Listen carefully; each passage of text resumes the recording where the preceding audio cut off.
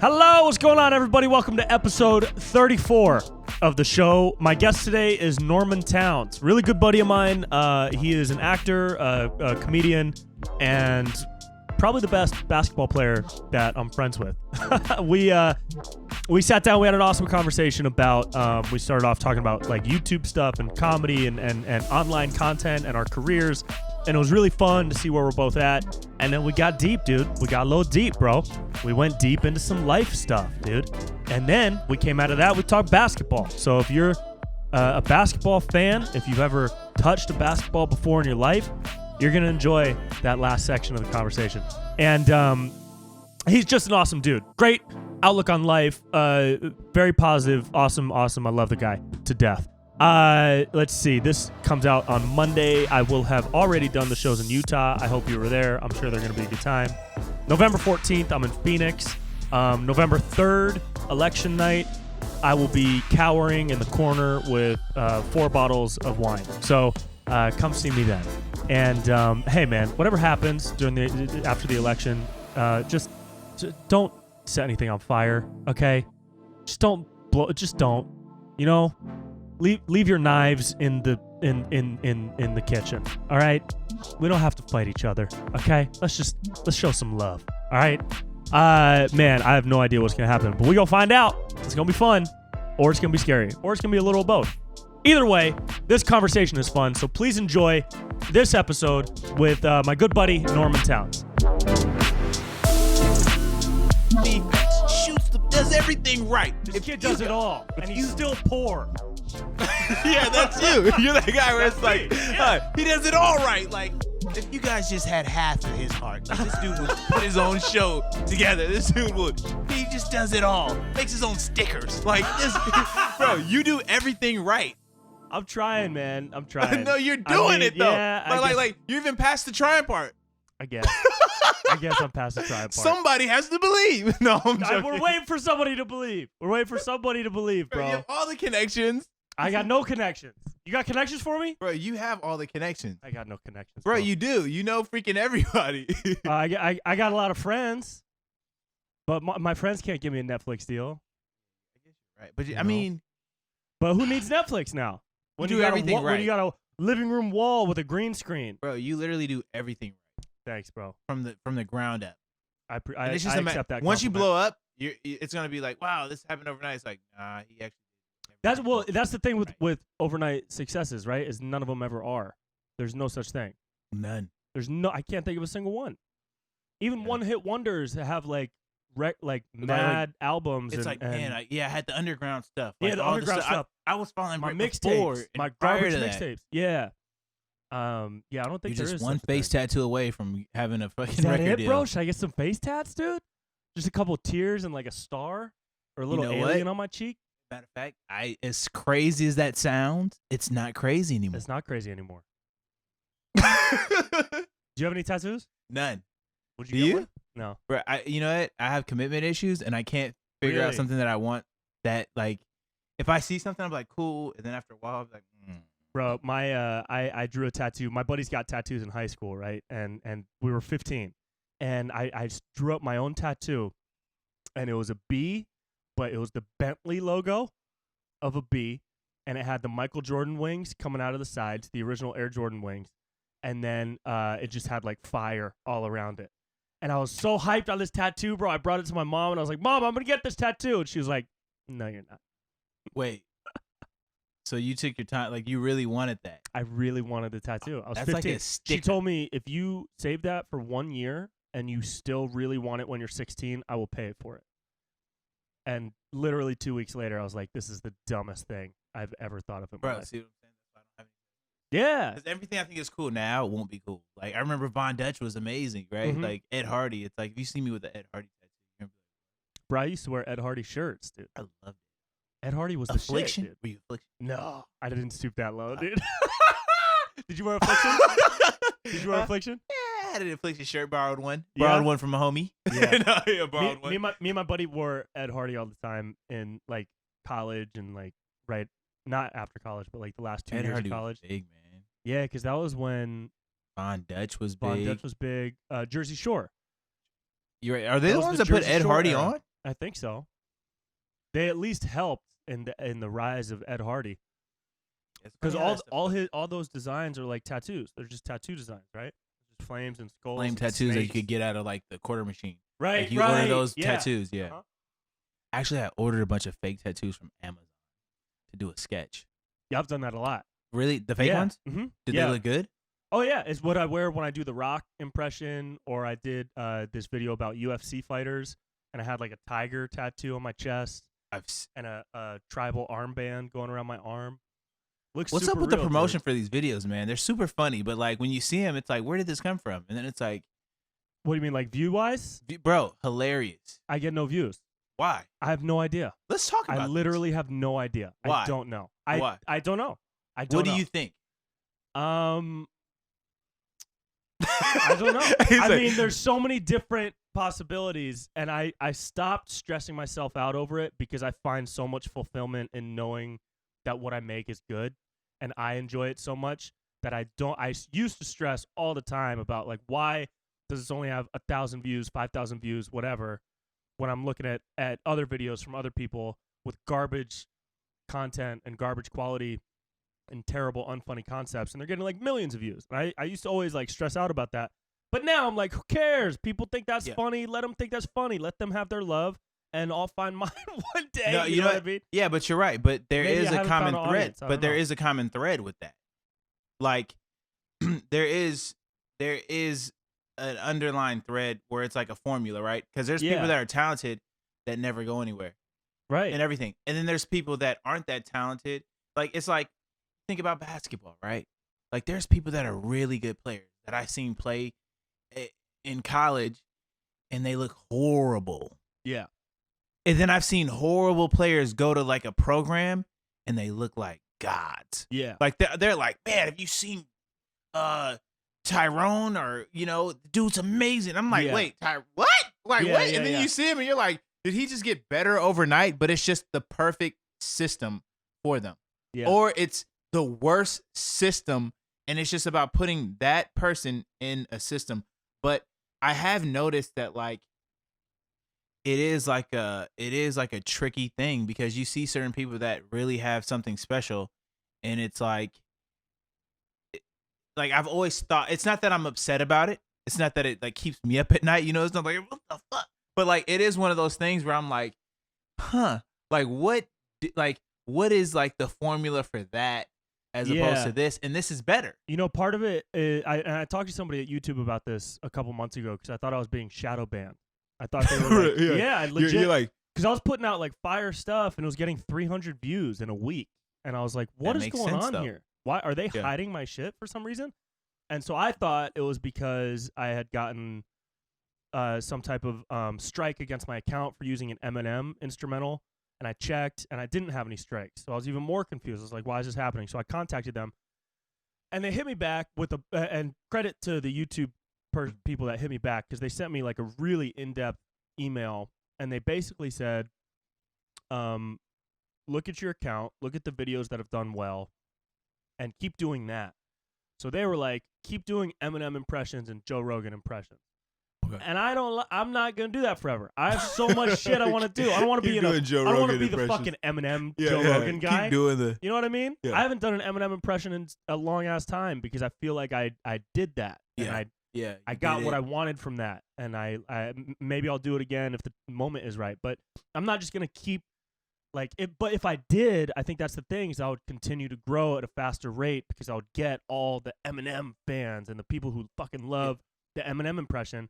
But I would never be able to branch out into doing these other characters and trying to figure out what I want to say about the world in all these different ways, which is what I want to do. And I told myself, it's going to be a long, slow-ass process, but I'm going to do that. So you're aware. I want to do it. Yeah.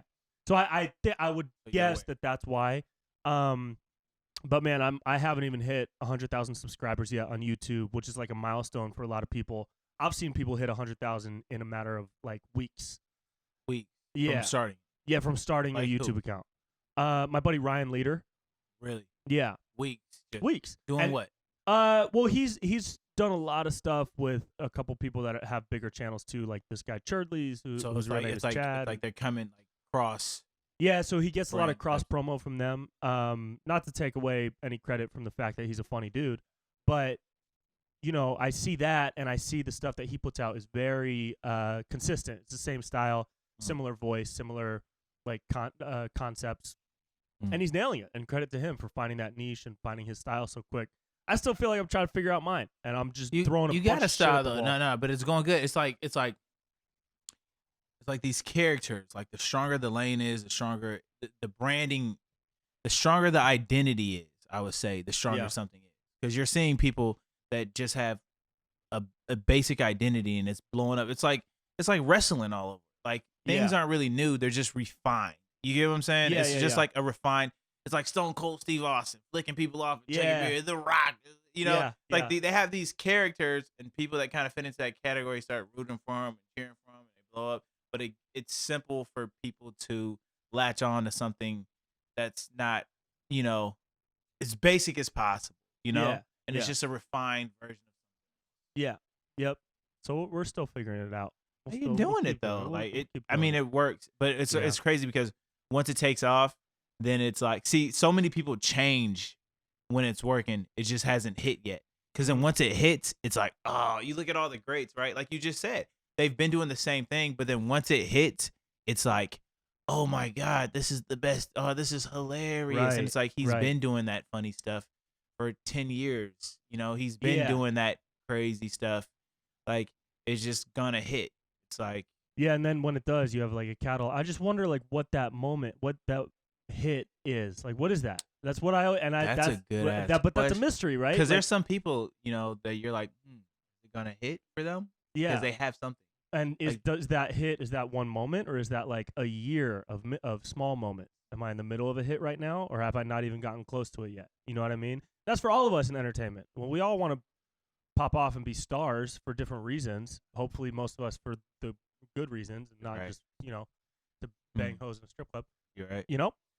But some people, and so I just wonder like what that hit is. What that what I think it is? I think just for everyone in life, it's like it's always one person that has to believe. You know what I'm saying? It's always like one person that has to see something in you and give you an opportunity. So sometimes it's not even like you do everything you can, but somebody is going to give you an opportunity and it's going to change your life. Whether it's a coach that's like, I'm giving you a scholarship, change something. This or this. It's like somebody has to see something in you and give you a shot. Yeah. Because I think that's the thing that's so tricky about just the entertainment as opposed to sports. The thing that kind of like I've been through is like in sports, it's like I'm gonna outwork you. Yeah. Like I know what I need to do. I know I need to get up jump shots. I know I'm gonna work on my speed. Like you kind of know what you have to do, right? Mm-hmm. That gets you like in entertainment is kind of like you can do everything right and nothing, and then you can do the opposite. Like you don't have to work on your speed. You know what I'm saying? Right. You don't have to get up 1,000 jump shots. Yeah. So you're taking this mentality into this world where you're like, I have to do this, and you're not seeing results. You're like, okay, well, maybe I gotta get more jump shots, and then you start getting, and it's like, but with this, it might not even be. You don't even have to shoot. You know what I'm saying? Like it might just be like it's just such a totally different game. Yeah. And then you're looking up like, wait, did they work harder than me? Did they? Right. And then you're like, no, they just. They just they're in the right place at the right time. Right place, right times, and then it just takes. So it's like it's such a different. It's like, wait a minute, what?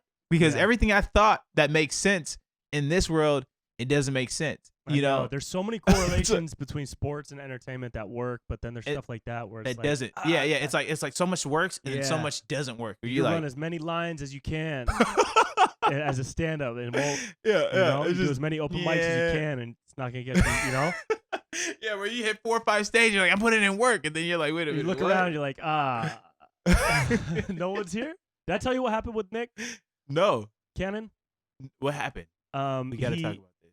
Yeah, and I'm fine to talk about this now. I think he messaged me. Brittany loves you too. Oh, she's so dope. She thinks you're like she's so like cool. I grew up with her. So is that how you know her? Yeah, we grew up together. That's cool. We're from the same place. Yeah. Have you met Nick? Mm-hmm. Yeah. Like twice. So she. Yeah, she messaged me back in March and said like, "Hey, my friend is trying to DM you. Check your DMs." And I went to my DMs and it was him. It was Nick Cannon. And he was like, "Hey, bro," like we chatted back and forth real quick, and he was like, "I just watched like a bunch of your stuff. I would love to talk to you about Wild and Out. Da da da da da. Let's meet up." And this was literally the first day of quarantine. Like my birthday is March 16th. This was on March 16th. It was the first day. Perfect. That Mayor Garcetti was like, "Stay home," and so Nick was like, "Come out to Burbank," and I drove out to Burbank, and we hung out for like an hour and a half. Bro, coolest guy Really? I've ever met in my life. Literally felt like I was talking to one of my buddies from high school. We were kicking it in his office. He was wearing like sweatpants and flip flops, and we were just chilling. And he has a bunch of candy in his office, and I was like, "Yo, can I get some candy for the road?" He was like, "Yeah." I took a pound of candy. And, we talked about Wild and Out, and he said with the lockdown, it probably won't happen until late summer. We'll keep in touch. And I kept in touch with his boy that works with him, and I was super grateful. But it wasn't the type of thing that I could, like, say publicly because I didn't know what was going to happen with the pandemic and everything. And then all that stuff happened with his podcast and the backlash he got for talking with somebody about a few historical concepts that he may or may not have gotten wrong or had an opinion on that was and so Viacom like scrapped the show immediately. It was like the worst example of cancel culture I've ever seen. Just scrapped it. Didn't matter that he came back on his podcast and had rabbis on and historians and tried to learn from any perceived mistakes that he had made. Didn't matter that he apologized and tried to become a better person immediately.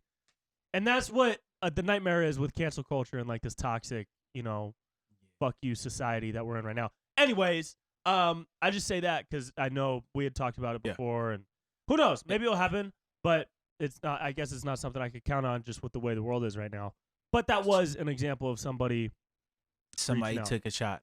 Yeah, somebody saw what you were doing, and I'm eternally grateful to Nick. Took a shot, and you should definitely stay in touch and say any other projects or whatever else like. But somebody took a shot on you. You see? Yeah. And due to the world, uncontrollable factors outside of somebody my control. said, "Not today, Brent." Somebody, your career demon is like, my career demon. Oh no, bro! Hey, out of my wig. DM Brent now. Yes, tell him tomorrow is your big shot. Play with his emotions.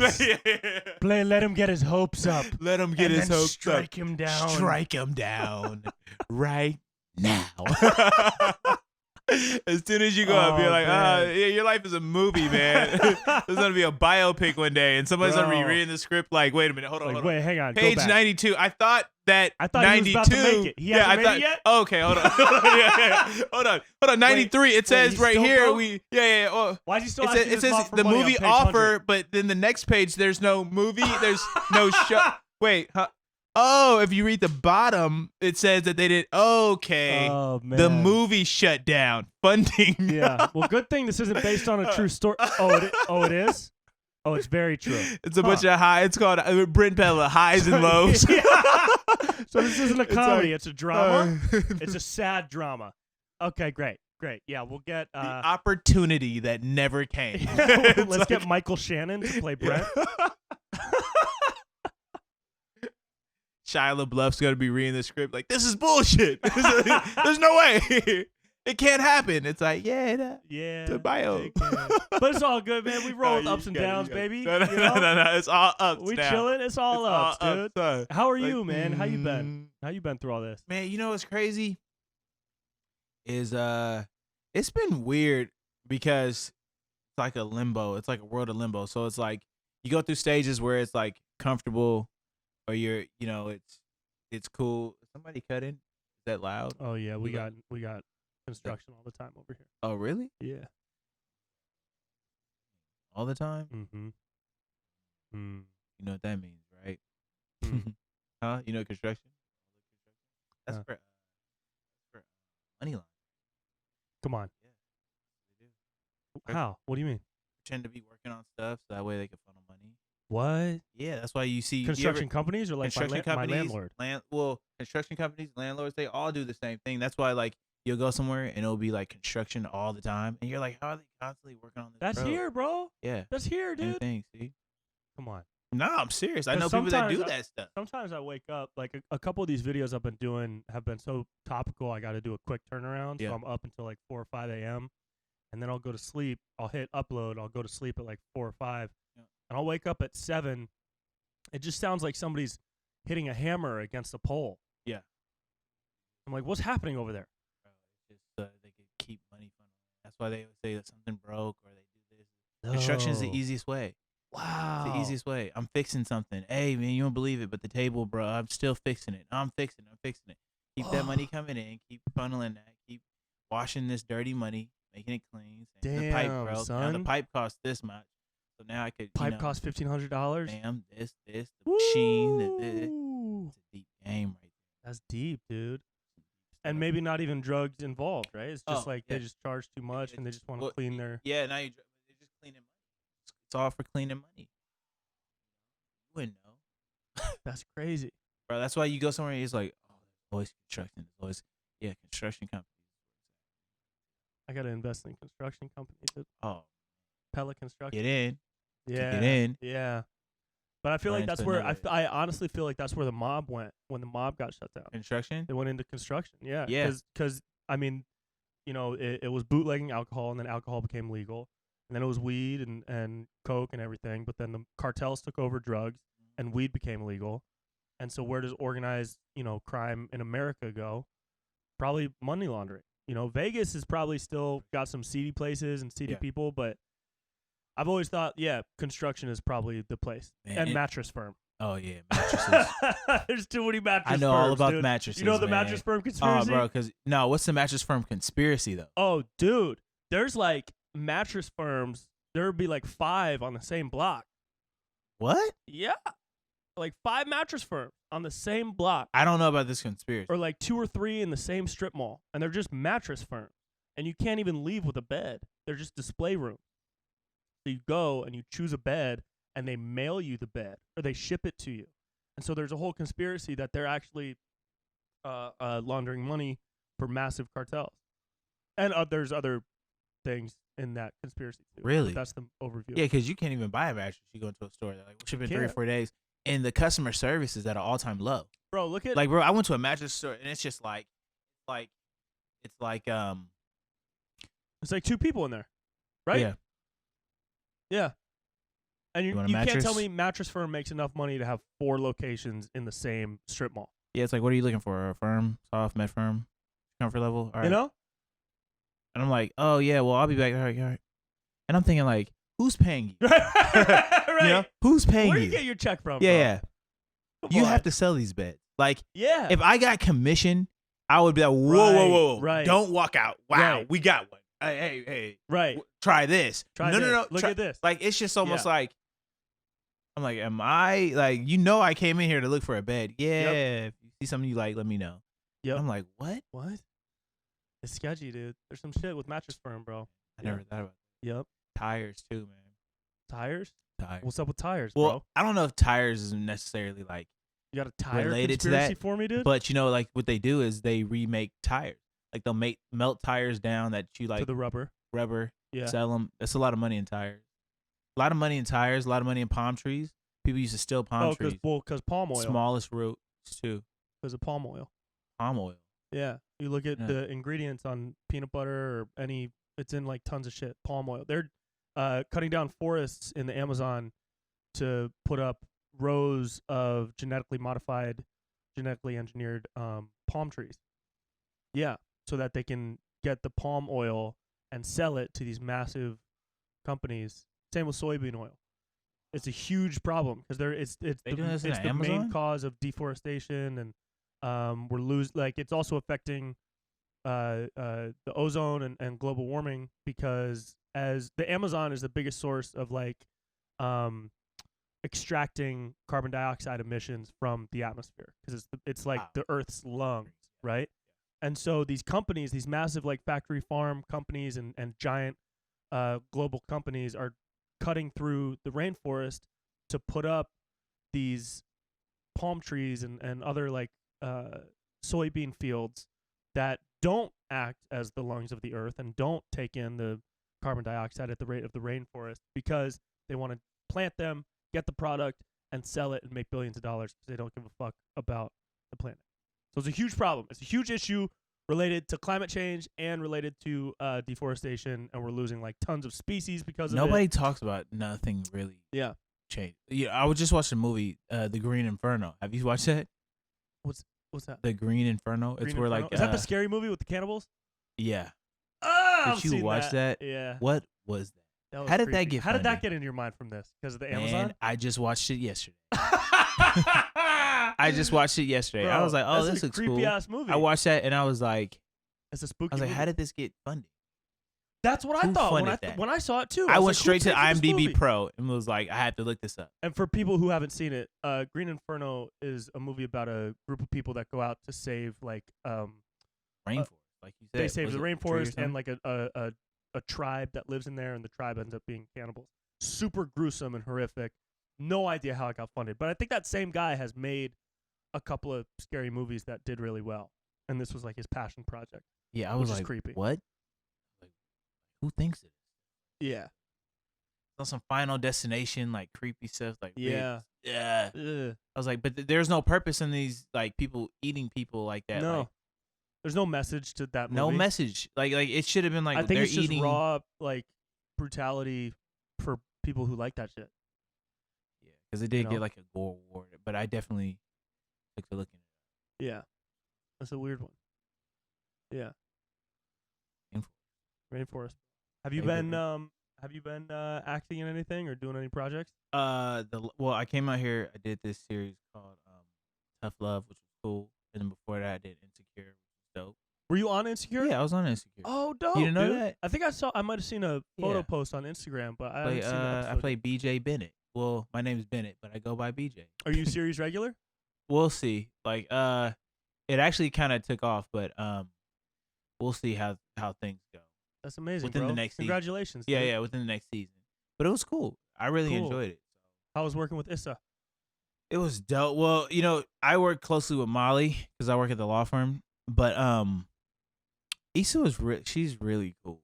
They're Yeah, all- she seems super nice. Everybody is like good people, Yeah. and like you said, like just people taking chances or giving you opportunities, and you just maximizing and capitalizing on them. But like everybody was like really. I like being on. Yeah. We're people too. So like anyone around, Yep. like people. Yeah. It was a project. That's what I love. I love like a good project. You get to like dive into a role. Dive into a role, just have Yeah. fun with it. Yeah. I really like acting a lot. You're a good actor. Yeah, I appreciate that. Yeah. Yeah. Acting is really fun. Yeah. I love stand up. I think I love like when you're killing, it's the best thing ever. Oh, there's when no you're feeling not, better, yeah, dude. no feeling like There's it, no bro. better feeling No, except the for best probably drug- illegal drugs. Right. But You're even right. then, You're right. Like the best, yeah. like that feeling of like crushing, and then same time when you're doing bad, there's no feeling like that either. No worse right? feeling. it's like I want to die. You come home and you're like, Oh, what fuck. did I do? Yeah. But like with acting, it's cool because it's like you're just basically like you're just doing a job. It's like, okay, I know what I'm doing. If you mess up, they shoot again. You want to do a good job, but it's a different world. But the final project looks amazing. Yeah. This is really fun. That's cool, bro. That's awesome. What about you? Have you been acting? Or? Yeah, just the stuff I've been in. Do you Stuff like I've been making acting? myself. I love it. Really? Love it. Because you seem like that. You have that where you can do everything. Like you Thank can go you. deep. I don't think so, but thank you. You can go light. You can. Though. I try. Your personality says that you can. Thanks, bro. I'm serious. I like doing character acting more than acting as myself. Acting in like a straight man role, or like if no, you're good. If I had like a role where I'm playing a guy that's like not that different from myself, I would probably have a bigger challenge with that than if I was acting in a role that's like a wacky, crazy, Borat type character. Like that comes easier to me than playing somebody that's just a couple degrees different than my true self. Why do you think that is?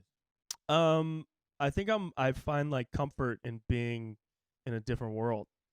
So I didn't want to go into like a therapy. You know I was what I like, mean? this might go No, a it's little great, deep. dude. Well, I was like, Let's explore your mind. Who I am Yeah. is I'm hiding from I the don't truth. like being myself. yeah.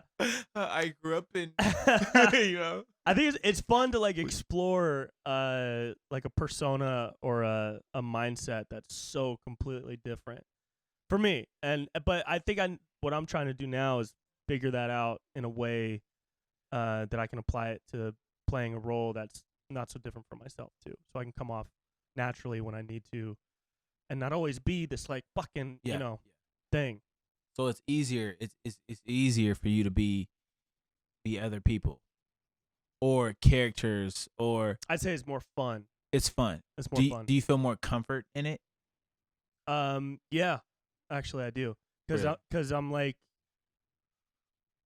if I'm just a couple degrees separated from myself, it's almost like I'm working to like make sure I don't go those extra millimeters to become something completely different. I have to remember like, oh, I'm not that much different. Who am I? Yeah. I'm this guy. Okay, but I'm still me. I'm not wearing a wig. I don't have any prosthetics. I got no fake tattoos, I'm in regular clothes. But now am I just Brent or am I like this Brad guy? But if I'm like, fucking Bryler or this crazy CrossFit trainer that just yells all the time and is super intense and like makes sexual innuendos every 2 seconds, or if I'm any other character-y type of thing, it's like I can just fully commit and just leave Brent at home. Scott. And it's like, yeah. It's like when people catfish people. Yeah. And they like enjoy not being, I can say what I want. It's a freedom. It's a level of Have you seen Borat, the first and I've seen the first one. I haven't seen the second. Gotta watch the second one. Second one better? Sacha Baron Cohen is my favorite performer of all time. And what he does as Borat, and every movie he's done, Bruno, Borat, The Dictator. Talladega Nights. And bro, there's so many movies. The rival driver. And there's some movies where he's just unbelievable. Yeah, like there's another Budapest movie Hotel. Hotel Budapest. There's one where he wasn't funny, and I didn't even know it was him. He just did a show. Transform. Yeah, he did a show on Netflix about spy, I think in the Middle East. Fuck, it's a time period piece. Ali G. Oh, I forget. Yeah, even Ali G. Dude, that guy transformed so hard. And there are stories from the first Borat where, you can read these articles from people on the crew or whatever, where he like would get arrested after a prank and would get arrested as Borat. No cameras anymore. He's in the holding cell. He's Borat still. They go to bail him out. He leaves as Borat. At no point in time does he ever become Sasha. Like, it's unbelievable, dude. I was a PA on a commercial a couple years ago with this guy that's his main prosthetics guy, his main like makeup wardrobe guy, and he was telling me like, yeah, dude, that show Who Is America? Mm-hmm. If you haven't watched that, gotta watch that. It's the best thing he's ever made.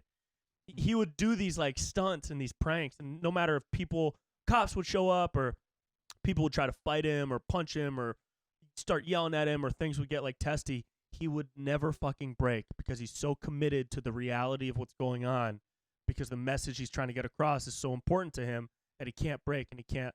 And I take that as like inspiration, even for when I do these stupid ass, sketches in my living room in front of the green screen. Like, that's my inspiration is what he's doing.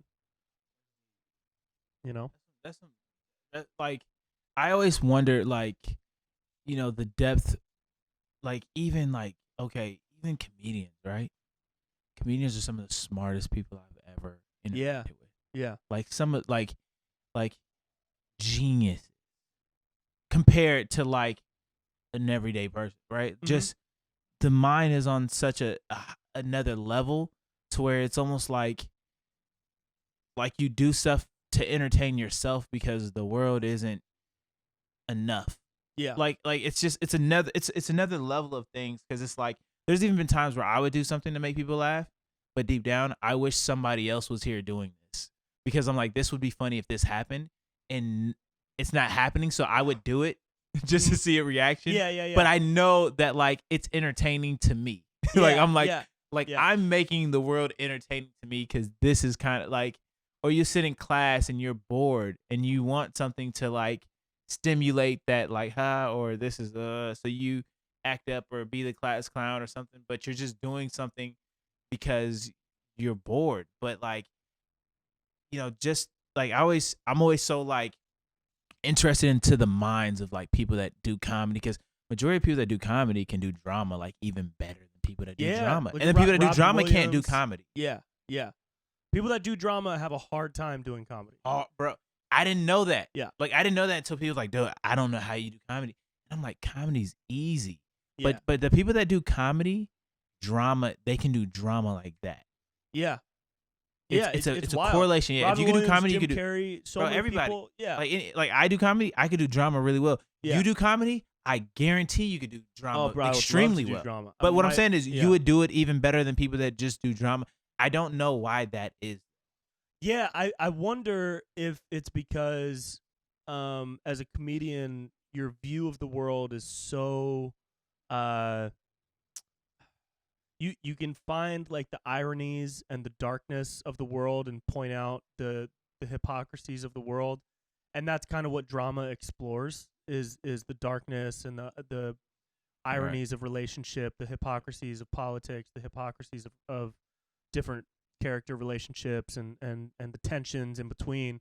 And as a comedian, you're taking all those things and you're funneling them through a lens that creates humor and makes people laugh at them, but you still have to commit. Like imagine a stand-up like what was dude's name? God damn it, now I'm forgetting. The guy that always yelled all the time in the 80s when he was at Sam Kinison? Yeah, Sam Kinison. Remember how like when he would yell and do his whole thing, that's drama. He's acting dramatically. Yeah, he was so angry. Funny. He's so dark. He's screaming and yelling, but he's not like wacky. That's what he's doing is drama. It comes off as comedy because the things he's saying are comedy, but his whole persona is drama. The words he's speaking are arranged in a comedic manner, but everything he's doing is drama. So it's like when I'm doing stand up and I'm talking about whatever it is, whether it's seeing all my friends from home and all these dudes that are like in relationships now, and I'm acting out like what that person's life is like now as a married guy when he used to like walk around trying to chase ass on Thursday nights in college. And I'm committed to being him, and I'm just like, bro, dude, I was fucking and I'm acting like it's funny. Yeah. But I'm like being dramatic already. You know what I mean? There's something there. I don't know. I'm still trying to find the I think that's really deep because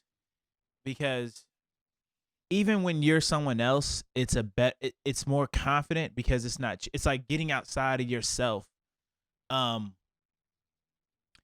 It's like majority of people have these second identities. Like you hear about like Beyonce with like Sasha Fierce, like it's a different person, so that way you don't really have to feel the reality or feel scared or behind. Or you see Kobe with the Black Mamba, right, like it's like a Batman-esque mask that you can feel when you're wearing a character, but it's still you, but it's a piece of you.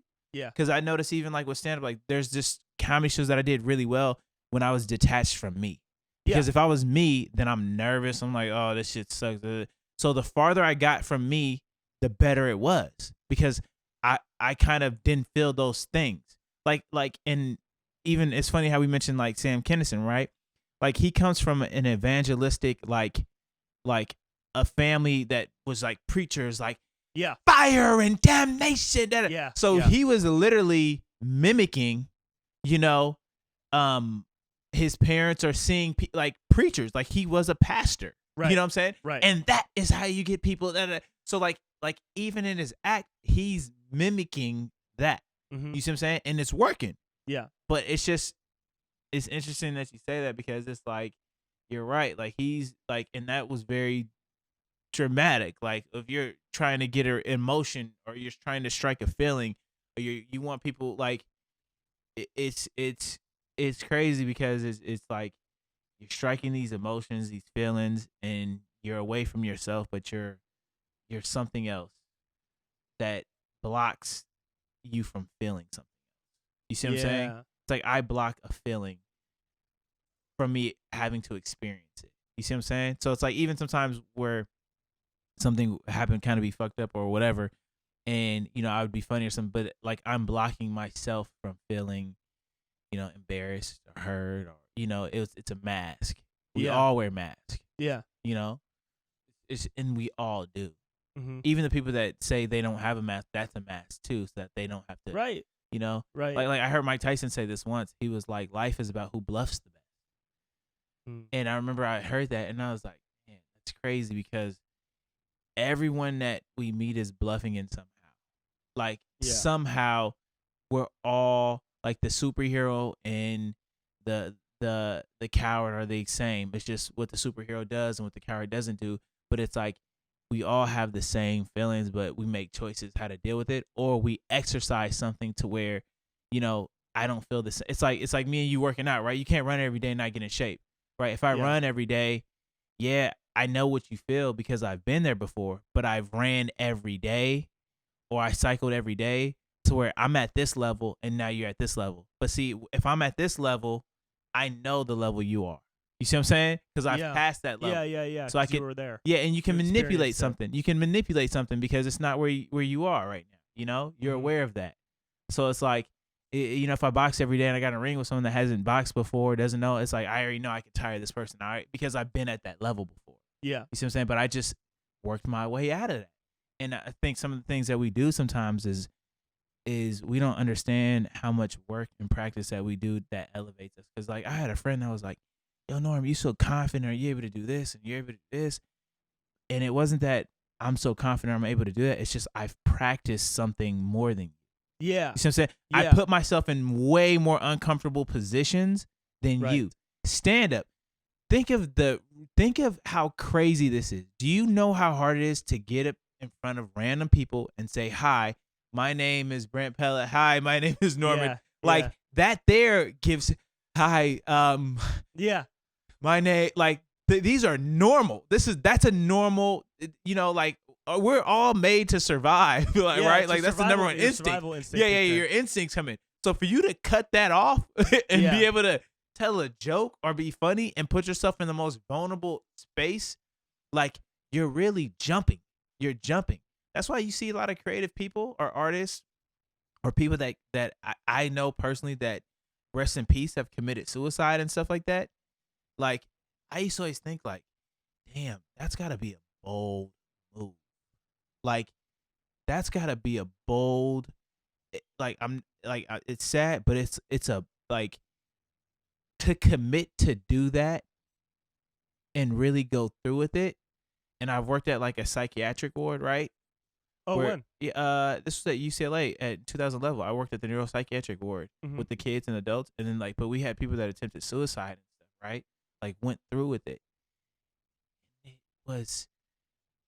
was crazy the minds of the people that really go through with it. It wasn't even a level of like, it was a jump. It was like, damn, you really jumped? Like there's people that say it for attention. Right. There's people that do it like that. But then you run into somebody that really just did it. And then you be like, you start seeing that they've done that jump certain places in their life too prior. Like, when someone's like, I just packed up everything and moved out. Like that's a jump, Or I just jumped on stage. That's another jump.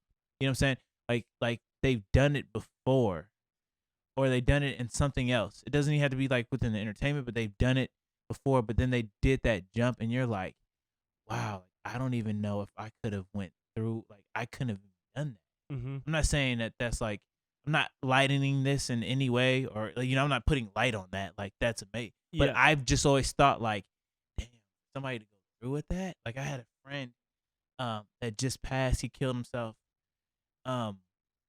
Funniest guy I ever met, bro. Super funny, super like hilarious. And he killed himself in his room in Hollywood. And, well, I don't want to say that because, you don't want to say something that you don't know exact, but I mean, that's just what it adds up at. Sure. Sure. I don't want to say something's facts when it's not fact because I don't know what happened. But I was just thinking, like, man, I can't believe you went through it. You know? Yeah. Like, it's like, what? Do you think when you were working at the psychiatric ward, do you think the people who attempted suicide and it didn't happen and survived, do you think that did you ever see or meet or speak with anybody that took that experience and found some type of like strength, like the type of boldness that you're describing, and was able to put it into the rest of their life to find fulfillment elsewhere instead of reverting to such a dark form of fulfillment? You know what they say? Like, majority of people before they're doing it, they regret it. Instantly regret it. Yeah. Instantly regret it. It's like the same thing they say when people jump. Like, once they jump, they just instantly regret it. Because everything in you is saying survival. If you squeeze a little ant or a fly, it's going to fight for its life. Like, Yeah. it's just, like, surviving is just an instinctual thing you have to live. You know, like, wow, what do you have to do? It's like something in it is like, I have to live. But I think that, like, there's something there that is, like, there's something. It's weird, man, because I used to always think there's something that these people have that is different, and it's like this analogy where it's like half the people on this earth fly and the other half walk, right? Mm-hmm. But the ones that fly can do both. Right? Mm-hmm. So there is something that that people that even kill themselves, there's something that they have. And this is just like my opinion on this, because I always felt like gifts can only be refined, they can't be given or taught, you know, because there's things that come naturally easy to me. Yeah. Right? And there's things that don't come naturally easy to me at all. Like, bro, if I did, and all genius is being the closest to what you already are. You see what I'm saying? It's like if I'm really, really good at numbers and then we work at an accounting office and I'm just killing it, right? Yeah. Like, majority of the time, you're like, Norman's a genius. It's just because I'm just the closest to what I naturally am. Right. You know what I'm saying? Right. It's my right. natural knack. Yeah. So I'm not swimming against the grain. And then a lot of people that end up being great at things, they just are doing and fall in love with something that they naturally, it's just close. Like you look at Michael Phelps, and they're like, yo, his body was made to swim. You see how long his torso, like, he was just made, or people that knew Jordan was like, yo, Jordan was just, hand. His hand, like his he just had certain plate. attributes that just made it easy. Right. You see what I'm saying? Right. Whether or you look at certain athletes that can go for a long time, and they do these testing now, and they're like, they just have some type or of genetic born with the vocal cords vocal that are cords shaped or in a certain way. Exactly. They just it's just something that was just given to them, and then that's what you do with it. But I think, like, the people that kind of go that route, they're really bright people, which is interesting. It's not like like, they really are in this. They're really in this thought process, and it doesn't happen overnight. You know what I'm saying? It doesn't like, oh, this shit sucked. Like, there's a lot of boom, boom, boom, but the thoughts, the minds are some of the most genius minds. Are like, I even just going back to, like, my friend Lance, who killed himself in high school, right? Lance was like ahead of it, like, just a genius. Like, not like a genius like in school, but like, remember, like, he had like a dangly earring and like different color hair, but like, you talk to him and the dude was like a freaking, like, was out of this world. You're like, bro, like, we're in high school, like, what the hell? Like, like, this isn't even cool. But like, he's just so advanced, and he feels all this shit, and he doesn't know how to, but he's just so, and it's a lonely road, because now, like, I'm up here like, yeah, like, he liked talking to me because I just went along with what he said, but I didn't know what the hell he was talking about. I was like, yeah, you know, whatever. yeah, dude. But like, I would entertain this shit because I didn't have nothing to do. Yeah. But like, most people were like, all right, man, we're out of here. But I was just like, yeah, he's kind of funny. I don't know, you know, he's on a whole nother planet, but that's Lance, right? So like, it's like these minds that like go off the deep end, like, it's like they're already so far out there that it's just like, I don't even think it's like, let me figure out how to use it, or let me figure out. I just think it's like, it's like we all go through things and we don't know how to deal with them because everyone's going through things that no one talks about. Like there's things that you've experienced, me experienced. There's things that like we just will never say. And there's hurts. There's things that we've dealt with that we can never express. And we're taught to go through the world like everything's normal.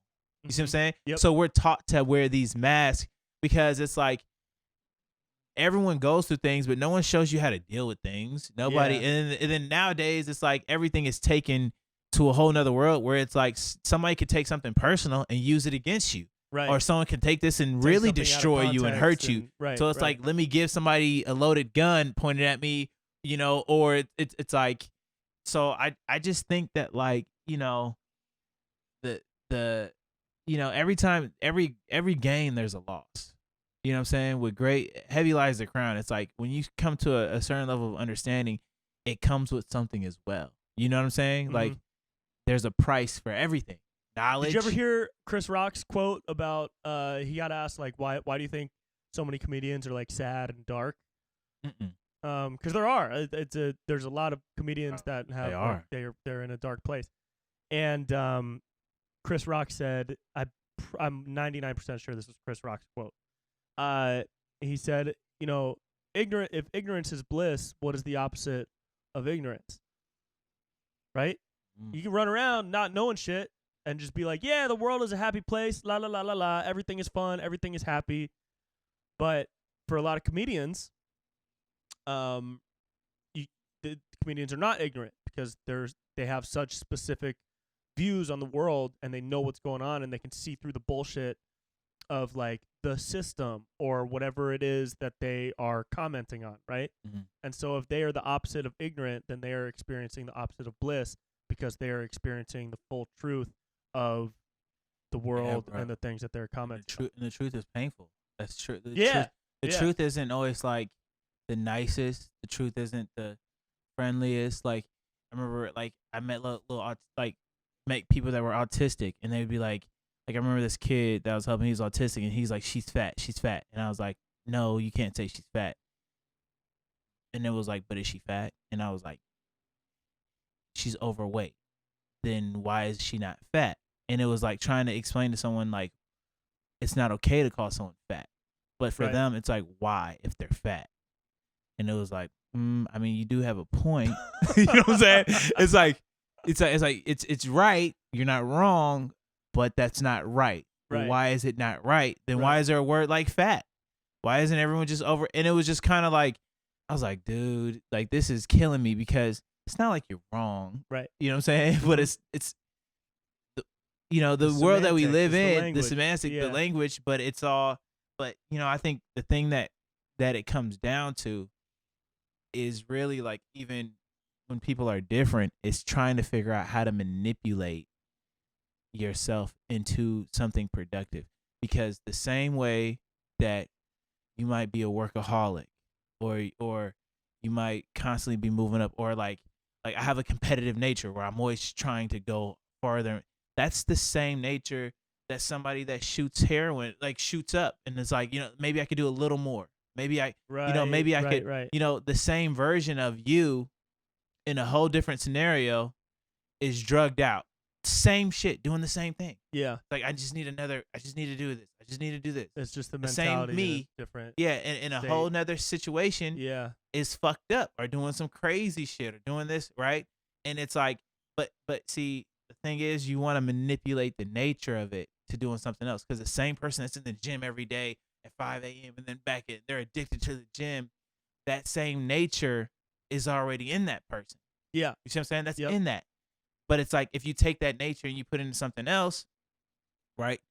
Then that's why they always say, like when they talk about Jordan, like it's like this dude has a gambling problem, and you've never seen anything like it before, and people, because he can afford to have that problem, but that's the nature. That's his nature.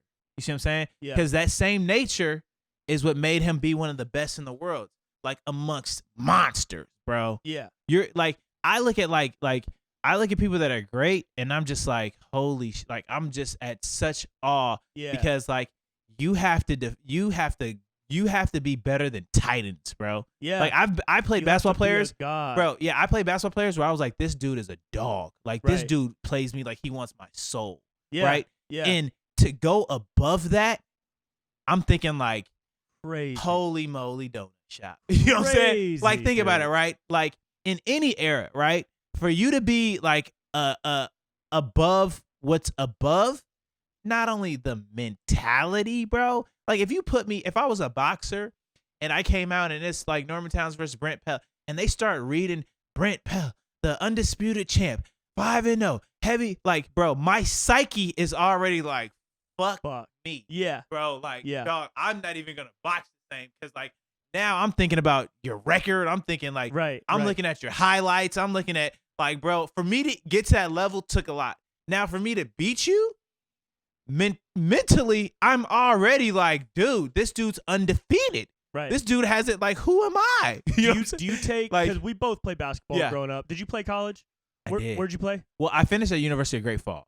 Where's it, Idaho? No, that's in Montana. Montana. But before it was I went to Chandler Gilbert, went to SMU, then I went to Paul SMU Quinn, is St. Mary's? Southern Methodist University, Okay. then Paul Quinn University, and then I finished at University of Great Falls. So you've played at every single college, in America. Bro. Not Not that I'm proud about. Do you- I just say finished University of Great Falls. No, that's great. Yeah, at least you played college ball. But see, dude. like I know my strengths and weaknesses. Like I know why I'm where. I know how. Like I like. But and when you talk about like these dogs, dude, that you played against, do you take some of that? Because that's what drives in high school basically everything that I do now is my entire competitive drive from growing up playing basketball. Yeah. Do you take that, and do you take that same mentality and I put it in I everything do. you do? I do. Well, I can go deep into this, but like I do, and it's like it's one of those things where it's like nobody has to teach you to be a competitor. Nobody has to teach you to like want, like that's just something that's in you. Yeah. Right. And I think what happened with me younger is whenever I lost, it was a wreck. Like I remember I would get whoopings when I lost because I'm the worst loser naturally. Right. This isn't something Interesting. like, bro, when I lose, like I remember my dad would coach me and we'd rarely lose, but when we lost, bro, I would get a whooping because I was just so, like, I was just messed up. But it's happened to me so much that I got okay with it. Does that make sense? Yeah. Like, I got in trouble so much for being just so, like, just a wreck. Like, I'm talking about crying all day. Can't sleep at night. Like, like, nobody taught me that, though. You see what I'm saying? Nobody was like, we're winners, son. like nobody taught me that, right? But I felt it. And I felt hurt.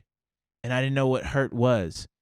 But I remember I got in so much trouble for losing that it made me okay to lose. So I noticed that, like, I got okay. I was like, it's okay to lose. Like, not everybody wins. Like that. I've heard that so much to where I was like, you're right. Okay, not everybody. But that kind of took away some of my competitive nature that no one had to teach me, to where I was like, okay, man, it's not the end of the world. It's not the end of the world. It's not the end of the world. Right? Yeah, yeah. So I'm still a competitor, like, up here, but now I'm a competitor right here, where it's like I want to win, but it's not the end of the world. Right. Because when it was the end of the world, my performance was a little bit higher too. I think that's where LeBron is.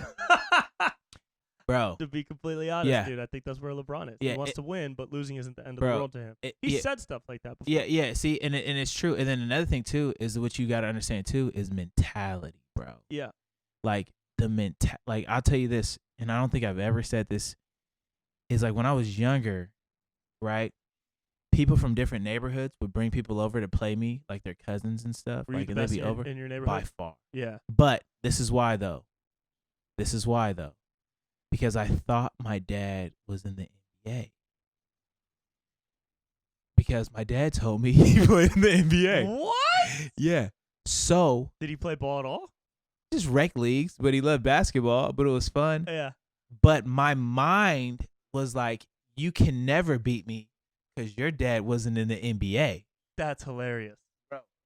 Wasn't until, and I'm going to tell you this right now. Like, when I found out my dad wasn't in the NBA, I was never the same player, bro. Bro, I thought my dad was in the NBA. God. How old were you when you found out? That's like bro, finding I was out Santa like, Claus I isn't was real. like 14 years old, bro. Because I was telling Oh. someone, I was like, yeah, my dad was in the NBA. And they're like, yeah, who was he? My dad's like, yeah, you know, I just told him that. And I remember like it was like a laugh, but I remember I was like,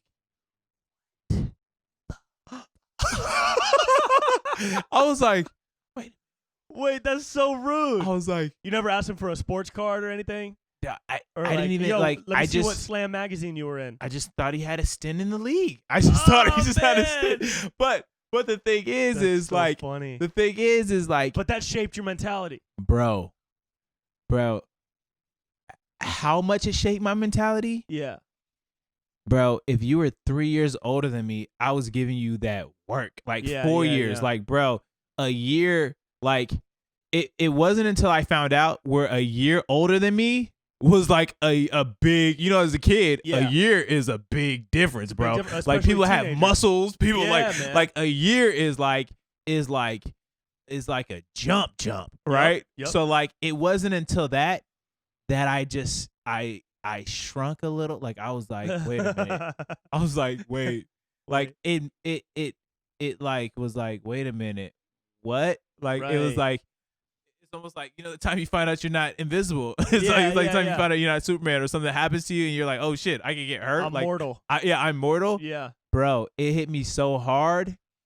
And I know if I would have believed that, bro, I would have been like amazing. But like I was like, man, that was in the NBA. Not 6'7". I'm not like I started looking at all the disadvantages. All the lies. I just looked at all the disadvantages that I had. I'm like, my Yeah. mom's 5'3", my dad, like all these things started hitting me. Yeah. But before, none of them mattered. Yeah. I was like, but then I was like, damn, I'm not that tall. I wonder if I could be this. Wow, I'm not like. I just looked at everything against me instead of looking at everything was like, yeah, man, like, because before nothing mattered. Because I was like, man, even if I'm not the tallest, my dad was in the NBA. Like, Right. like, right, yeah. like, so like, it was the craziest thing. But that's when wild. I realized, like, bro, your mentality dictates everything. Yep. Everything. Because it wasn't like I was a bad player, but I just wasn't the same player. You see what I'm saying? Yeah. It wasn't that I was like not competitive no more, still super competitive, but like I wasn't like overly competitive where it's like I'm trying to stomp you into the freaking dirt. Right. You know? Right. Yeah. And I just think that some people, it's all about what you feed. Some people like feed a gift, nurture it, develop it, cultivate it, and some people can take it. It's like this Olympian I saw that was in gymnastics, like the announcers were talking, and they were like saying how all these kids were climbing at Costco, and their son was climbing. It wasn't that good, but he was climbing, and all the other parents were like, "Get down!" And they looked at their son and was like, we should put him in gymnastics. You know, like that's what we should do with this kid. Put him in gymnastics. He's in the Olympics. But it just lets you know that he probably wasn't the best climber. He probably wasn't some of them were probably better and probably would have been in the Olympics. But see, they saw something and they cultivated that, right? Right. And I think that like your mentality goes the same way, because sometimes there's things that you can cultivate and you can breathe life into and it can grow. And then there's things that have everything and you can destroy it, bro. And I've coached kids and I've seen it. Same. I've seen it. I was like, wow, I can camps build too. this kid up to be a star, and I can make this kid feel like he's nothing and shouldn't even be out here with all the talent. Right. You see what I'm saying? So I'm just like, wow, the mentality of this stuff and your belief system dictates, because you can only go as far as you believe you can go, bro. And then the higher you get closer to something, the more you see that it's not as special. It's a trick.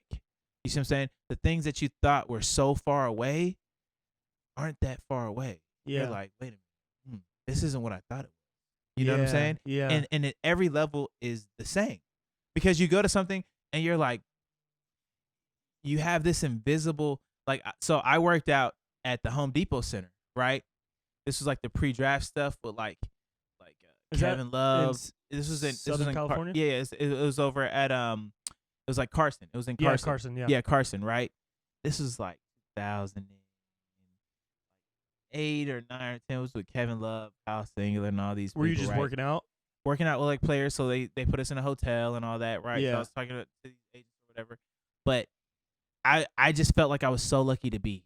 I was so lucky to be here. I got there because of one of my friends. Were you there to get like looked at? Well, just to work out with everybody, but like it was still there was agents there and everything like that. Sure. So like I honestly wasn't supposed to be there, but like I knew somebody that let me. So it's almost like there's this camp with all these All-American comedians, and you know me, and I'm gonna send you over there. So nobody knows. You know, they just think you're. You know, that's a cool opportunity. Oh, it was the best opportunity. That's amazing. But this is what I learned from that, right? I'm going in there like I'm not supposed to be here, right? Deep down, I'm just lucky to be here. Nobody knows that but me, right? So they just see Norm is here, right? Right. And I'm working out with people, and the person I was paired up with was this dude named Taylor King. So like we were like doing all the workouts. I don't know if you remember Taylor King from Matter Day? Matter Day. Matter Day High? Yeah. Oh my god. So me and Taylor were like doing What is stuff. that dude up to now? I don't even, he's not in the league. I don't know. But it was such a good experience, right? But what I learned from that was this. I was doing drills with people and playing with people. And in my head, I was like, these people are so good. Like, this and Dukes. And I'm playing. And I'm like, a lot of these guys aren't that good. Like, in my head, I'm thinking it, right? But I'm playing kind of timid. Right. Because I'm like, yo, you get the ball. Like, you know what to do with it more than me, right? They passed me the ball. Like, so I got to a even playing field, right? Because everybody there was somebody, so nobody's like a bum. So you respect everybody, right? Right. But I'm just realizing, like, after a while, I started getting into like my shit, right? Because I just got comfortable. It took me a minute, but I got comfortable, and I'm like, you know, I'm just starting to score at will. Like I'm starting to do me, right? And I'm realizing what I thought something was, like, wasn't it. Like I'm thinking, like, in my head You're growing thinking up, these guys are gonna be floating down the court. I'm thinking, I think pros don't miss. Same. Like I think if you're in the league, crazy. you make no mistakes. Yeah, you make no mistakes. No mistakes. It's smooth. It's fluid. It's smooth. And bro, I tell you this. This is one thing that like I wish. And I took this over to like my career in acting too. Is like I wish I didn't put this preconceived idea on what I thought something was, as opposed to what it really was. Because I was better than what I thought I was. Right. Because I'm playing against people that are better, and I'm going above them. Yeah. Just because I'm seeing that they're not invisible. Like I'm stealing the ball from somebody. I was like, oh shit. Like, I got the ball now. Yeah. I was like, oh, this is supposed to happen. Yeah. I'm not even supposed to be here. Yeah, hell yeah. But then, was there a point where you started to think like, oh, wait, I am supposed to be here. I do belong here. Bro, I did. Yeah, I did. Yeah. But it's too late because I don't belong. It was the final whistle. It's the final. It's the final whistle. Yeah, it's too late. The end of the day. And then I'm playing with people in drills, and they suck at like I'm doing drills, and I'm a king of drills. Yeah, and I'm seeing people lose the ball and all this stuff, and just horrible. But you know what though? When they said it's time to play, you saw a whole different person. From those dudes? Bro, a lot of people that are in the league are special. Their workouts aren't special. Really? Bro, their workouts are not there. Interesting. Like I'm talking about yeah. Like I could do this all day, me bro. all day for sure. Be all day. That's literally my first 30 minutes. I'm seeing wow. But then when it comes time to play, it's like, holy shit, this dude's a monster. Yeah. Monster. Yeah. Like monster when it comes to the game, when it comes down to play. Yeah. But when it comes down to drills and up and back and ball handling, it's like but the people who take that monster energy and put it into the drills, that's when you get a Kobe. Bro, that's when you get a Jordan. That's when you get a Jordan. But see, that's why there's so few. That's why there's so That's few. why you can only name Kobe. Because there's not a lot. Right. If there was a lot, bro, then you would be like, that's so. But like, bro, it's very, you don't have it. Usually you got one or the other. Because one, my athleticism was so high that I didn't really need a big IQ. You know what I'm saying? Like, I could dunk on you, I could shoot, I don't really have to think that much. But then once it comes down to thinking, now it's like, oh shit, like I never really had to. I can, but I never had to. And then you get somebody that, you get somebody like Mike Bibby, who if you go play pickup, you're like, how did this guy's slow? But his IQ is off the charts. And you're like, oh snap. Oh yeah.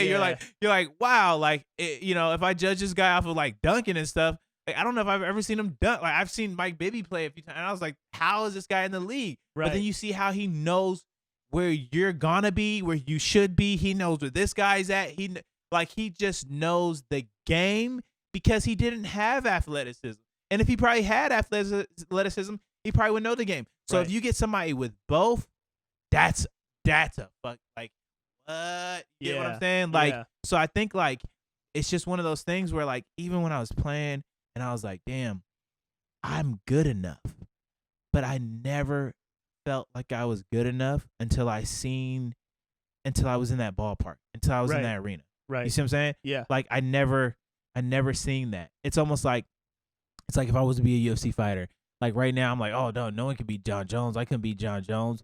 But what if I really had something that could really beat John Jones? What if I was better than John? But see, I never went into that arena or never practiced or never worked on my game or never got to like, got in that mode or got to understand that. But it's like sometimes we put things on pedestals, bro. That and it's don't need pedestals. That might just be around the fucking corner.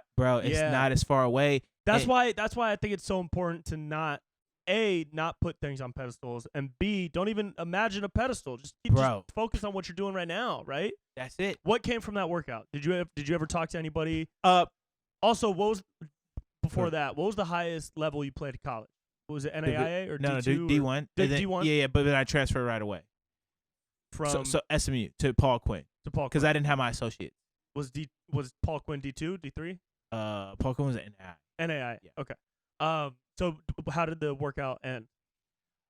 We got done. We got done working out. Like this is at the Home Depot Center. Yeah. We got done working out. The draft came and everything, and that was it. I mean, I just got to work out with everybody. Got to meet some people. Yeah, but it was. I made a lot of friendships and connections with people. Damn, that was back with the sidekick. I'm trying to think of like a lot of the trainers and stuff. I mean, it was a really cool experience. I was happy I got to experience that, and I definitely, one thing that I learned was that like it's not that like it's not these people aren't the things you want aren't that far away.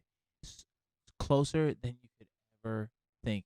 Yeah. But in your mind, it can be light years away. But the reality of it is, it's like this drink is right here. But in your mind, this way, Yeah. But the reality of it is like the farther, it's crazy because when you're so close, bro, when you step back, you see everything. It's almost like if I'm back and I'm like, oh, energy drink. Right. In an apartment. Oh, Brent's here. Yeah. So like you kind of see everything when you step back. Mm-hmm.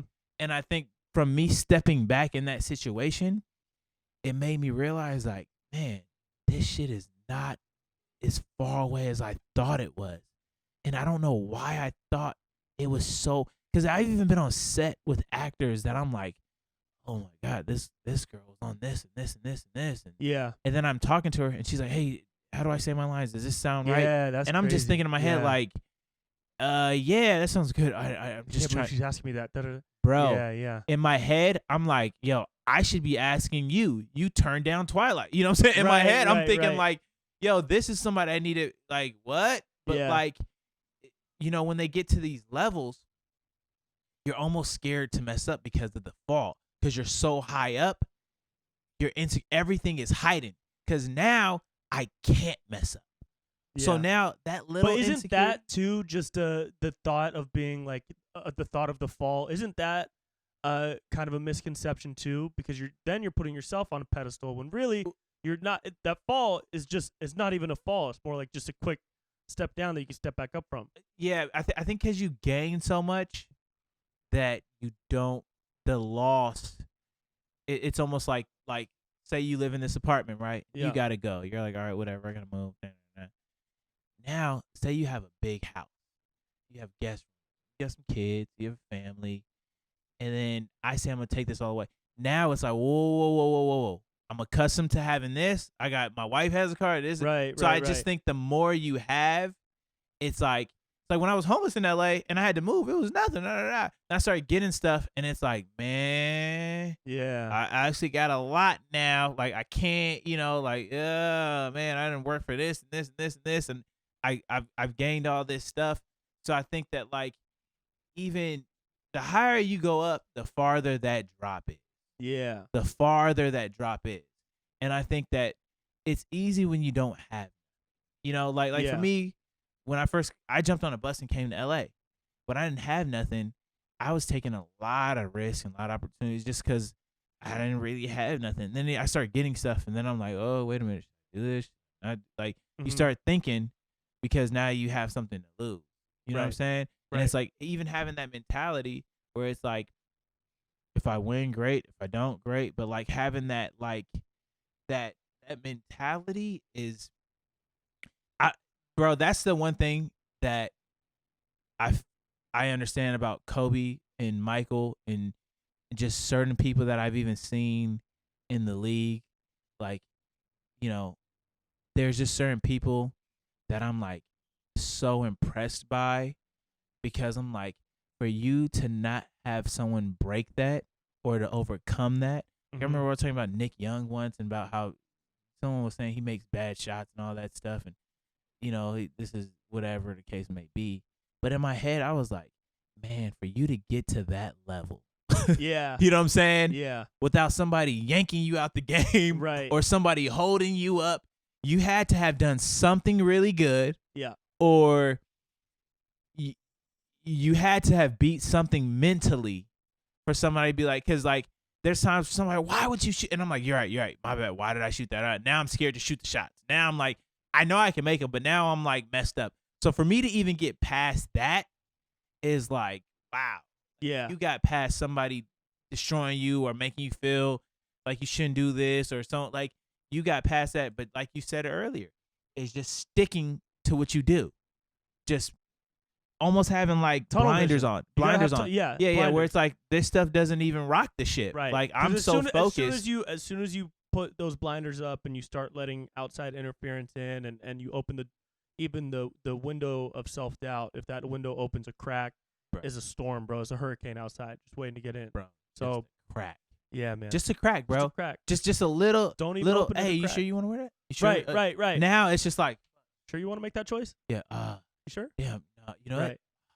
what? Maybe I'm just gonna take a nap, bro. It's a wrap, bro. It's a wrap. Think about sketches. Think about anything where you overthink any it. facet of life, any Bro, career, any overdo goals, it. Yeah. It's like there's this parable that I love. There was I don't know if you've ever heard this, but there was like an elementary school. They all had art, 1st through 5th period. Yeah. Third grade always had the best art. Every time someone went to 3rd grade. So this guy noticed that every 3rd grade class had the best art. 1st grade, 2nd grade sucked. 3rd grade, best art. When they go to 4th, 5th, so he goes to the 3rd grade art teacher and is like, what do you do? Because they all have the best art anytime they come to 3rd grade. Like, what are you teaching them? What are you doing? She's like, no, it's easy.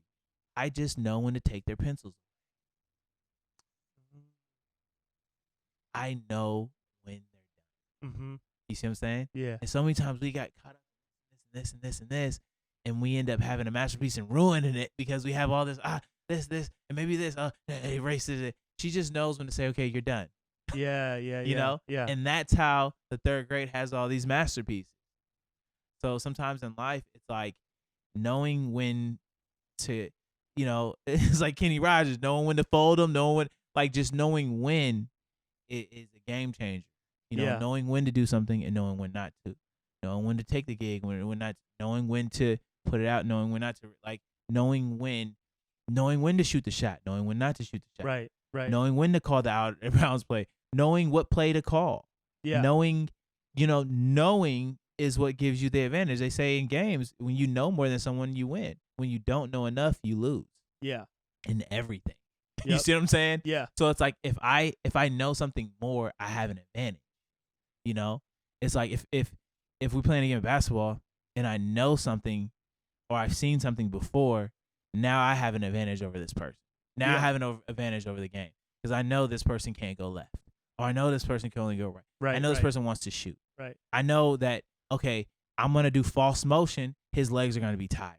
So yeah, come down and shoot because I made him tired. Like I'm playing a game so that I have an advantage. Mm-hmm. So now when someone's coming to shoot, they don't have the legs, and now it's coming short. Now that's fucked. Now they're in the head. Now it's a wrap. You know what I'm saying? Yeah. Now I can attack an angle. Or now I might do something on purpose where it's like I'll body. Now I know they're tired. Right? Yeah. Right? Now I know. Like now I know I got them off the rhythm. Now I got them out of the rhythm. Now the team is arguing something. You know what I'm saying? Well, why are you shooting? Or like I'll pick up on something where it's like they really don't like this guy or he shoots bad shots. So make him shoot some more bad shots, right? Let him shoot. Give it off. Yeah. Let their team get upset with him because he's missing shots because he's tired.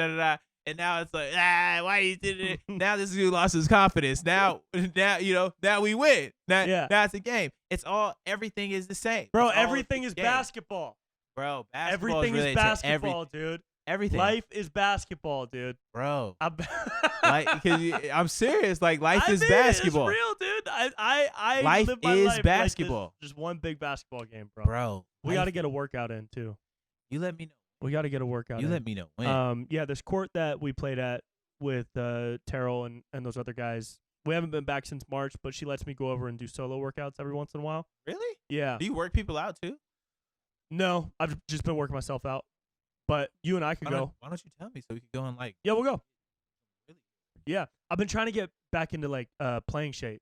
So I've only been able to do it once a week, and then some weeks I'm doing these all nighters, and that fucks me up for like 4 straight days. Then I feel like I lost 4 days, so now I got to take 5 days to get it back. Yeah. You know what I mean? It's this weird like 2 steps forward, 3 steps back type things. But right now I feel really good. Ankles feel good.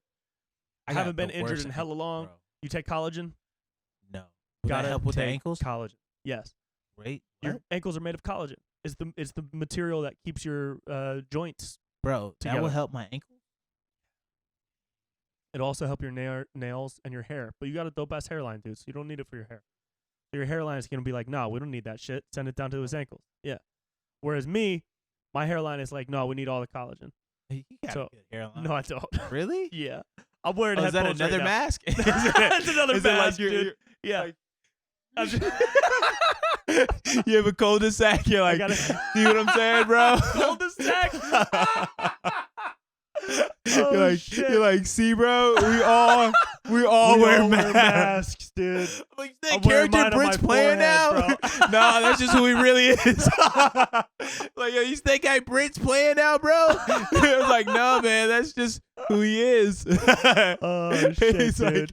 He's like, I'm playing that game. These people, they're dressed up as their age, man. I meet people all the time. It's like, dude, you're not young. They're like, yeah, young. Man. Come on, bro. Yeah, come on. I was just in college. I'm wearing Ed Hardy still. Start asking questions about college, and they start looking like, hey, when did I play? Where did I play? It's like, they're trying to give out my age. How often are you playing like your right barbed now? wire tattoo tells it. Are you getting workouts in right now? Bro, I started boxing like last month. Boxing is good. Bro, I love it. Are you just doing the workouts? Or do you ever spar? I sparred. You spar? Yeah. I don't know if I'll ever spar somebody. You gotta start slow. You gotta start slow. I shadow box with 5-pound weights. 30 Really? seconds on, 30 seconds off. Fast as I can. Bro, boxing really good. Boxing is a chess move.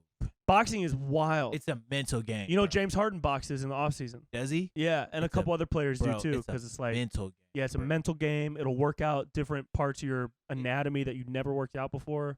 You know what? I'm trying to stop because if I get into something, I get really into it. Yeah. And I feel like with boxing, it's one of those things where it's like I can get really into it and I don't need to, or I don't think I should. Yeah. Because I got so much other stuff That's need like to get me into. with cooking. Yeah. It's like you can go down a dark. Bro, I cooked so much. Chef Pella. Chef Pella to change my whole career, bro. Right, yeah. That's what I'm saying. It's like my whole career. Bro, They'll be like, yo, is he playing deep. a chef character? No, that's just Brent now. Yeah, but you end up with your own restaurant. Like, right. Prioritizing, bro. Prioritize. Like, because see, Yeah. the stuff that you're doing now is genius. Like, as far as like your marketing, your visuals, because see, that is what's going to open up the door for something else and something else. So it's good to have like, you're constantly, you got this, but you're constantly doing the chef stuff here. Because then once it's like, oh, Brent Pella has a restaurant, you know what I'm saying? Or Brent Pella, like, it's just knowing when to do what. But see, by you building your brand and your name and everything's moving, everything is going to be able to trigger. It's just like Kobe with water. It's like, because that's where I used to mess up with. They say a man that chases 2 rabbits catches none. So it's like you catch one thing and then you catch another thing. And then catch one thing, use that for energy to catch the other thing. Exactly. Right? But see, that's what But there's always basketball. Always. So there's always basketball. Yeah. So we'll get a workout in. Yeah. Or we'll hit the beach too. We'll do something. Bro, What part of town are you in? Sherman Oaks. You can come to my spot anytime, bro. I'm come where? My spot anytime too. Okay. Like there's like this dope field behind my place. It's amazing. Cool. Hit the bikes, bro. Yeah, those bike racks Where for do your you buy wall are those easy. from? Amazon, dude. Search on Amazon like bike rack for your wall. It's just a wall mount. You find a stud in the wall, do some shit. If you can't find the stud, you hire some shady money laundering construction worker to come and install for you.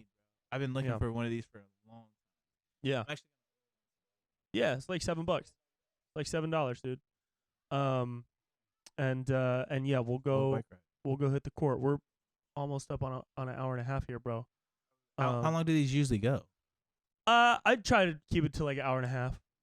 Yeah. Some of them are crazy long, but I'm trying to keep it to like an hour and a half. Really? Yeah. That's actually good though. Do people enjoy it? Do people listen to this? I think so. I don't know. You know, Are 5 people gonna DM me like, "Hey the man, thing with this, you'll things you get some dropped love. on the things you dropped on the Brent Pella show, amazing, bro. I can't stop thinking about it. The way you said basketball with the plays. I love basketball. Yeah, the podcast is interesting because I don't I definitely don't love it more than like the content I'm putting out and the writing that I do, but it's fun and it's easy and it's a cool way, or at least I hope it's a cool way to connect with people that enjoy these conversations. A lot of them are solo, and I'm still trying to figure out how to like be good at doing a podcast. This is episode 34, so I'm still pretty new. I'm still trying to figure it out. I don't know what it'll be. Is it hard to set this up and do a podcast like this? No, it takes 10 minutes to set up, and then it'll take 20 minutes to export, and like 30 in total for this episode. It'll take me around an hour of like work to put it out, plus the hour and a half of doing it. So that's like 2.5 hours. Yeah, I definitely want you to send me this. I should probably do a podcast. Huh. Yeah, it's easy, especially if you have people that like enjoy you and the stuff that you put out. You just connect with them for 30 minutes to an hour each week, and I feel like, you know, the people that might come see me live that listen to this podcast and say that they listen to the podcast, I'm going to be like, oh, fuck yeah. Like, you know me. You know? I mean, you don't know me, but you know me as well as anybody can without being in my life directly, right? And so it's a cool way for people to connect and for me to share things that I don't always get to share or talk about. And I started it because I had my whole tour canceled in the summer because of young COVID.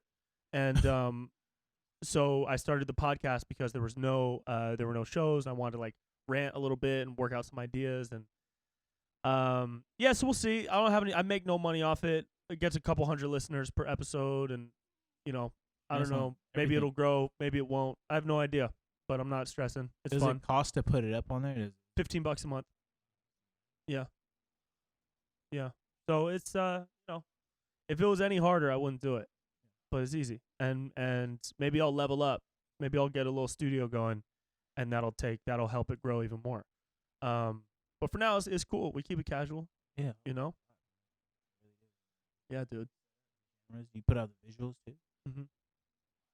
Does it go on Does it go on your Instagram or I put the full episode out on all streaming platforms for audio, and then YouTube for the video, and I'll take a clip and put it on the podcast page on Instagram. Yeah. I love your hustle. I'm always I admire Thanks, you. bro. I'm such a fan of I'm a fan of you, dude. I'm a fan of your energy, bro. You who you are, like I'm a fan of you, dude. I'm honored to be here, bro. I'm serious. Though. I'm honored to be serious. your friend. I'm not bro. just saying that. I'm serious. How do we meet? This is a deep connection. Did we meet at an open mic? Wait, are we gonna make out right now? Did we meet at an open mic? I think at Phonetic Salon. That's right. Holy shit. Met at Phonetic Salon. Yeah. You murdered it. No, nobody murders there. That place. You did. You looked at everyone in that little theater, and all seven you people. just killed it though. You Yeah. you came with great energy. Bodied it. I'm trying. You actually did really good. It was Thanks, right up the man. street from your house. Yeah, it's right over here. Yeah, I hope You always do really good. Like there's just few people that I remember seeing where it's like when you know. Yeah. You know, you can tell they have something special. You remember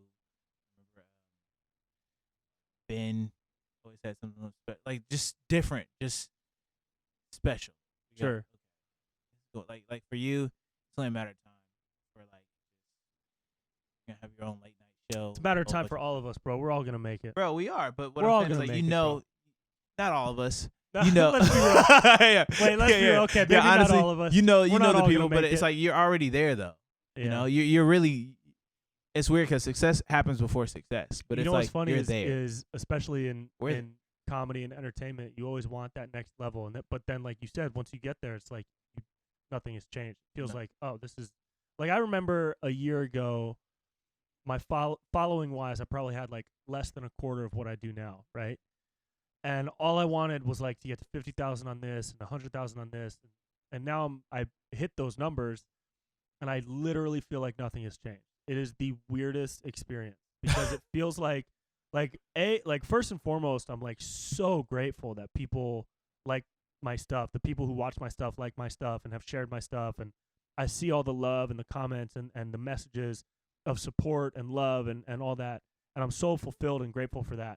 And at the same time, I'm like, fuck, what's next? You know what I mean? Like you got to keep going. And I don't know if that's human nature to like always be hungry for what's next and always be pushing toward the next goal, or if that's something specifically related to competitive nature, to people with an unhealthy competitive nature, which I think a lot of us have. Mine flares up every once in a while. It's not steady like Jordan's or Kobe's, but it definitely flares up. Look at somebody and be like, oh, I gotta. Yeah, I'll be like, I gotta kill that, and then yeah, you're like, wait a minute, okay, yeah. Like, and so I don't know what that is, but it's I don't know. It's an ongoing process to figure it out, you know, until the day we die, or until the day we get Neuralink and live forever. But but it's also too is like we're always looking at the next thing. Yeah. And sometimes we don't look how far we came because there's people that hit me up and I'm That's like, get important. the fuck out of here. Right. But then I'm like, dang, I don't like, like if you saw yourself if you met someone like you like 10 years prior, you would be like, wow, this guy has his own podcast. This guy he's killer at comedy. Knows like it would blow your mind like how far you came. And sometimes we so busy looking forward that we don't know how far we've like. Right. You ride your bike sometimes and you're like, whoa, I came so far. Like, damn, I gotta go back. And that's the thing is like we've all came so far, and if you look how far we came, you'll be like, wow. Yeah, like, it's important to crazy. have that perspective. Yeah. And celebrate it. Don't live in that celebration, but understand. Bro, I popped a bottle of champagne 2 weeks ago on a Tuesday just because I was like, you know what? I'm going to have fun tonight. So me and my roommate and a couple friends popped a bottle of champagne. Yeah. And we're like, fuck it. It's Tuesday. We're still alive. Let's celebrate that. Celebrate it, bro. You know? Because it's going to end. It's important. Yeah. It's important. You don't have to celebrate 24 hours a day and live some crazy life where you're pretending like you've made it all the time. But but everybody has made it to a certain extent. Bro. So celebrate what you have made, you know? Yeah. That's the beauty. That's like the beauty of it all is like we've came a long way, and now it's just positioning, it's positioning. I remember my dad told me something a long time ago where he's like we're talking about basketball, right? Mm-hmm. Back to life, right? And he was like, I was telling him about like acting and just different things and how I got to get lucky. And he was like, if you make a half court shot, is it luck? And I was like, yeah. He's like, what about a layup? If you make a layup, is it luck? And I was like, no. No. So my dad was like, okay, so where does luck end and where does luck begin? And I was like, that I guess like a little outside the three. Well, but the reality of it is it's like I'm like trying to figure out like where right. I was like, I don't really know. He's like, well, it's not luck because you're trying to do it. What happens is it's positioning. You put yourself in a position where you have, the farther you step away from the basket, the less likely your percentage is of making that shot, right? So sometimes we work on our shot so much, but we're shooting from half court. And we get upset because it's like, man, we're not making, but I worked on my jump shot. And then you see somebody else that might not work on a jump shot like you, but they're underneath the rim and they just shooting. And you look at these people like, what the, like, I have a way better jump shot than them. Right. But see, the thing is they're putting themselves in a position where they have a high percentage of making that shot. So sometimes you can work on your game, but now it's time to put yourself in a position where you have a high percentage of making your shot. And everything that you're doing is putting you in a position to have a higher percentage of your goal. You see what I'm saying? Yeah. So a lot of it is positioning. And that's what we both doing a good job of, is putting ourselves in positions where we have a high percentage of outcome. I love that, bro. I love it. Let's end there. That's a great note to end on, bro. Where can people find you and support you in all the things that you do? You know what? Just follow me at Norman Towns, NormanTowns. On the gram. On the gram. Everywhere is just my name. I love you, bro. You too, brother. We're going to get in that work soon. All right, let's do it. All right.